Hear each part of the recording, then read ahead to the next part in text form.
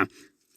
Forgive my chewing. Currently snacking on the pizza flavor blasted goldfish.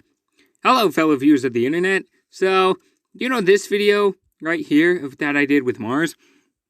Well, I think I did one for OK too, but it's not appearing here for some reason. But anyway, I decided to do one for my cat as well. Now, you may or may not be a cat person, but that is okay. But this video, can, as well as me, can help you decide whether or not a cat is best for you. Always do your homework before you get a pet, though. Like, research the heck out of it.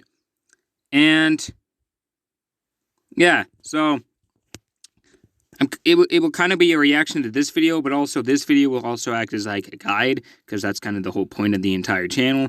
So anyway, let's get into cats.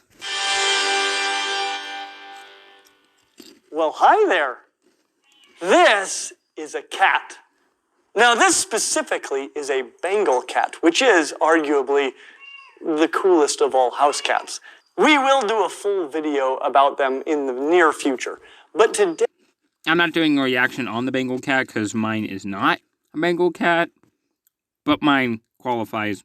Mine is a, Jersey is a domestic long-hair tuxedo cat, but she still follows under this category as well as the rest of the entire species. Today, I want to talk about cats a bit more generally, because cats are rad and terrible, and domesticated themselves. Cats are rad because they make great pets, which is unsurprising since they generally don't need us. Cats are terrible because for as much as animals like tegus and Burmese pythons make the news as invasive species, their ecological impact doesn't even hold a candle to that of domestic cats. And yeah, they probably domesticated themselves. I'll get into that later. Right now, we need to determine if the rad, terrible, self-domesticated cat is a good pet. Yeah, fun fact, this guy lives in the same place that I do, so... And is it the best pet mammal for you? To do that, we'll need to score the cat based on our 5 categories, which are handleability, care, hardiness, availability, and upfront costs. When it comes to handleability, we give the cat a score of 5 for about 10 seconds, then a 0. Because they will sit there and let you pet. Very much true. I'll turn the captions on so I can play the video while I'm talking. That is very much true. Jersey does not like being picked up for very long. She also doesn't like being restrained for very long. And she does tolerate being pet a while, like for a long time. Not for like a really super long time, but for like a decent chunk of time. But she really likes just sitting on your lap. For about like 5 minutes, and then she wants to get off. And when she does, she uses your privates as a launching pad, which hurts, especially if you're, you know, a dude. Them so nice until they've had enough. At which point, without warning, they will bite and claw the heck out of you. So let's call it a 3. Obviously, there are a lot of cats that are just great with handling. Others avoid people like the plague, and some will attack you if you get too close. Jersey's kind of and cat bites and scratches can be terrible and require medical attention. Mammal bites in general are just nasty if they break the skin. And many people, myself included, are allergic to their dander. That said, I really do like interacting with a nice cat like Sunny here, even if I do get a bit itchy, red-eyed, and sneezy. The biggest thing is the personality of the exact cat that you get. For this reason, taking in a friendly rescue. My brother is, but I'm not. As well as I don't think that everyone else in my family is. And then, you know what? Please do not dislike the animal that you're allergic to. It's not their fault that you're allergic to it. It's technically your fault if you think about it. But still, they're not doing anything harmful to you. So just leave them alone. Seems like the best way to... Sorry, I just needed to get that off my chest as many people who are allergic to cats hate cats, even though, why? Like, it's no big deal. It's not their fault. Ensure that you get a great cat. One of the great things about cats is that they are just as introverted as I am. They can enjoy a little interaction. Maybe even hanging out together and watching a movie, and then you can go your separate ways and everybody's happy. Of course, this doesn't apply to all cats. Some are super needy, and others won't hang out at all. And if you have a female cat that isn't spayed, then every so often you're going to get some interaction from your cat that might make the relationship awkward from that time on. When it comes to care, we give the cat a score of 4 out of 5. Care is where cats really shine. You see, the thing is that cats... Hang on, let me fast forward it. Jersey is indeed fixed. We did do that a while ago, back when she was like, I think 3 months old is how old the minimum amount of age that you can do it. So she's been like that for a while. Interaction from your cat that might make the relationship awkward from that time on.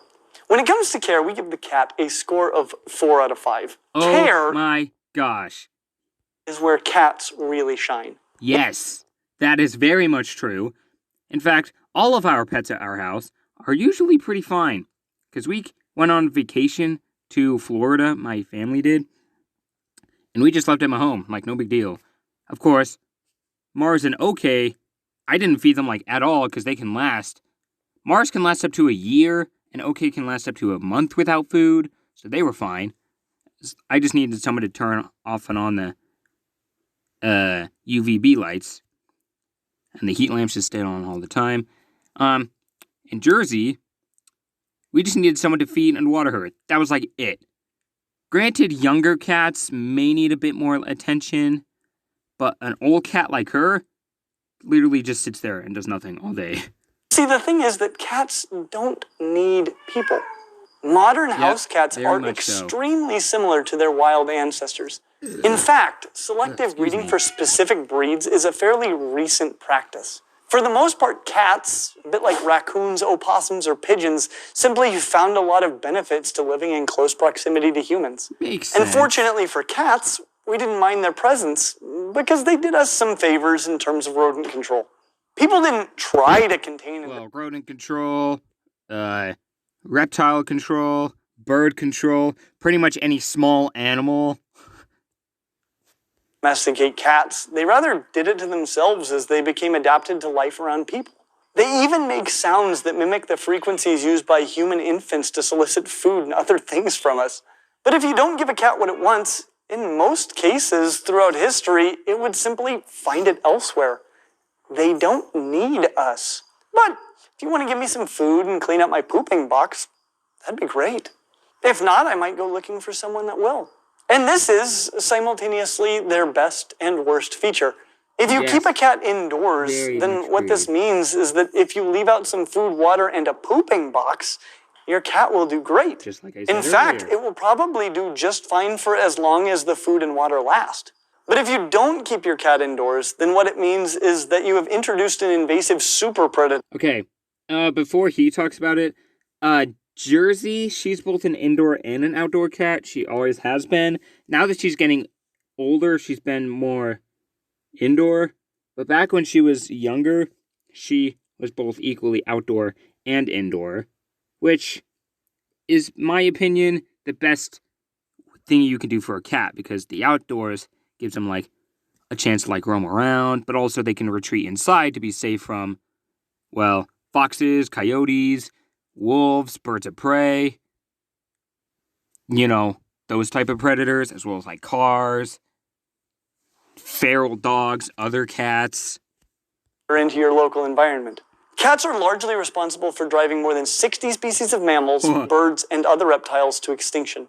In the United States alone, cats kill over 2 billion birds and 12 billion mammals each year. They also kill billions of reptiles. In Australia, the average feral cat... And here's the thing. They don't do that for fun. They do that, well, I mean, maybe. Jersey did and didn't.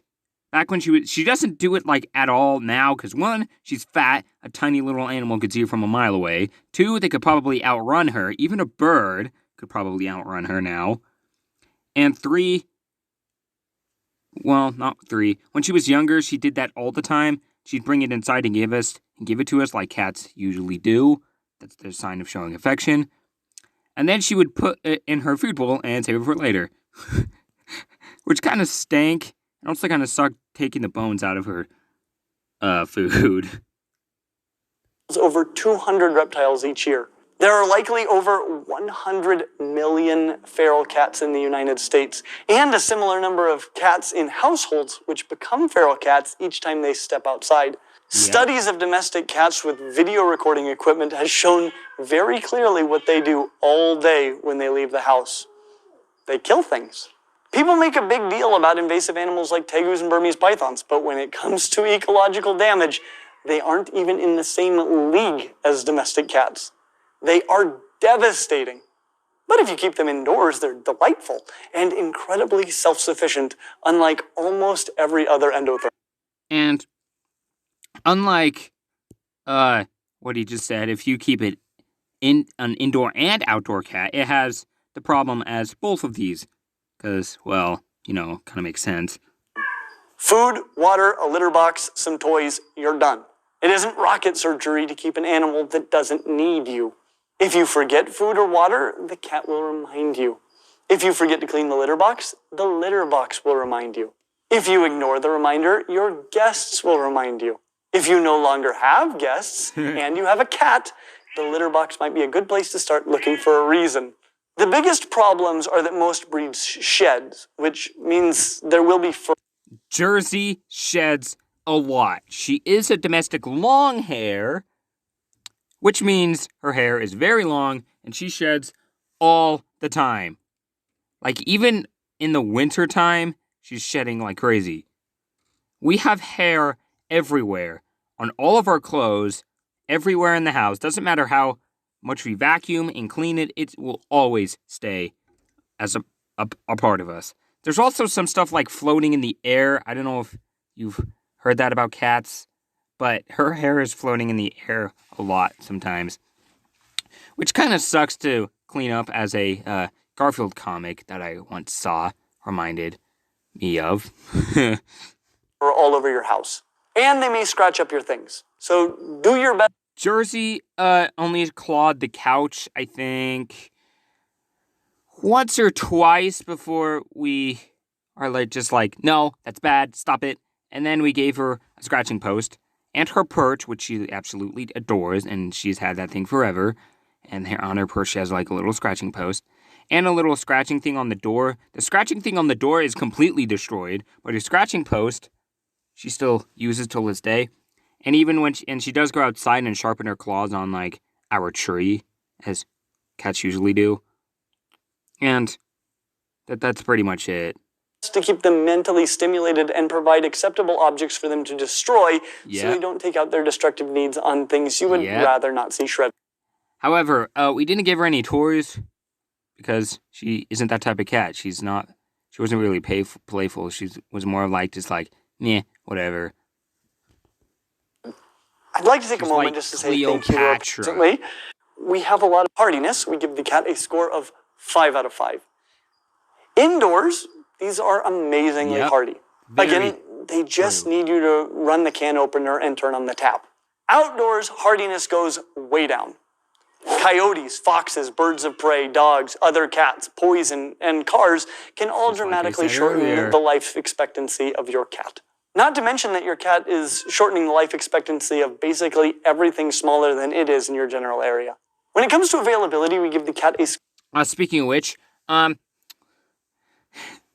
where I work, we have cats there, and they killed... Well, they're mainly there to keep the mice under control, because we feed chickens, and then they take the food from the chickens, and we don't want that. So the cats are there to kill the mice. And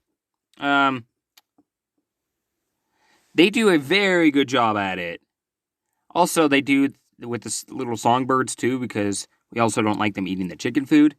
And they do a very good job at that as well. However, the barn animals do a pretty good job at that. And also, we have a mink there, too. He does a pretty good job at taking down all the mice, too. Or of 5 out of 5. Some people buy cats. If you want to buy a cat, they are available almost everywhere that sells pets. We didn't get Jersey from a pet store. We got her actually from a lady whose mama cat gave birth to kittens, and they were giving it away for free.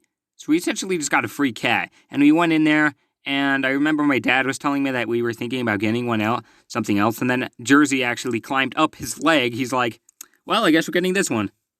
So yeah, that's how we got her. Spayed or neutered cat from a shelter with a personality you can test drive seems like the best place. There's meowing in the background. A pet food commercial? Well, I mean, that makes sense. Mr. Clean Magic Eraser powers through tough messes. Makes it look like I spent hours cleaning. No, I didn't. Yeah, whatever. And that is if you want to buy a cat. For a lot of the people that I know that have cats, the cat just kind of happened. This is the game that cats have been playing for millennia. Oh, hello, person. I've been killing things all day, but if I look at you cute enough and simulate a human infant well enough, how about you give me everything I want? In exchange, I will give you things that I kill, and I will let you pet me until I don't. When it comes to upfront costs, we give this cat a score of 4 out of 5. Now, it is totally possible to spend thousands of dollars on a cat. We haven't done that. The only expensive part are vet visits, which makes sense. But everything else really isn't that bad. Her perch, she was free, like I said earlier, and her food and water only cost anywhere from $5 to $10. So it was fairly affordable. The vet visits, though, they costed up to sometimes $800, sometimes $200. But, you probably already understand why and can probably figure out that it makes absolute total sense. If you want an incredible Bengal like this one, plan on it. In fact, we will have links down in the description to exactly where you can get amazing Bengals that are the offspring of Sunny here, who is a glorious cat. But if you just want a cat, they can be acquired for free or very nearly free. An initial checkup and a spay or neuter will cost a bit, but that might save you some memorable experiences or smells down the road. Food bowl, a water bowl, a litter box, some toys. Then it's just a matter of what it scratches to pieces. However, right now, we are starting to spend a bit more on litter because she has diabetes, which means she drinks a lot of water, which means she pees a lot, which means the litter clumps a lot, which means we're always wasting litter. So, that's mainly the only thing that we spent the most time, or the most money on currently. And if it sends you to the hospital or not. Overall, we give the cat a score of 4.2 out of 5. This is a spectacular score for a mammal. Yeah. I wouldn't expect any mammal to score higher than this. Maybe rats. But the truth is that these are very reasonable pets because a strong case can be made that they aren't pets at all. You are the pet. If what you want is a wild animal that keeps you for a pet, then a cat might be the best master for you. Just please keep it inside. As always. Okay, anyway, what did you... Yeah, check out Cusco's stupid face. That's the name of the llama, by the way. Anyway, what did you think of that video? Did you agree? Did you disagree? Are you a cat person? Are you considering a cat now? Did this video help you at all? Please discuss that in the comments down below. And anyway, and just like he said, like if you want, subscribe if you want, share this video, please. And without that, I guess we're all done. Goodbye.